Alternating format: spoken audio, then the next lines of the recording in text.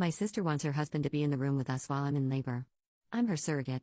I, 30F, told my sister, 34F, that I don't feel comfortable with her husband being in the room while I give birth to their child. My sister's been engaged to her husband for about 6 years now, and ever since she was a teen she's always expressed the want to have a family.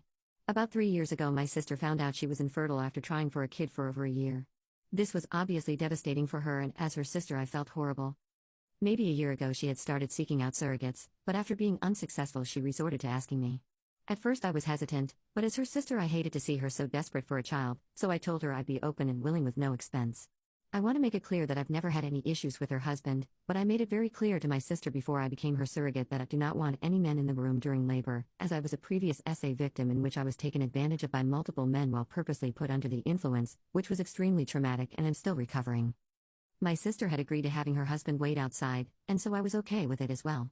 But, about a month before my due date her husband called and asked me if I'd requested him not to be in the room during child labor. I had explained to him that I did and that it was no personal issues I had with him, and that having any men around me during a state of vulnerability like child labor would be extremely triggering.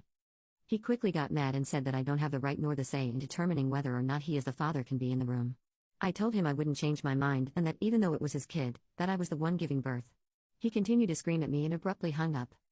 Later on in the day my sister had came to my house, accusing me of disrespecting her husband and saying that after a lot of thinking she thought it to be unfair and ignorant to ban her husband from seeing me give birth to their child.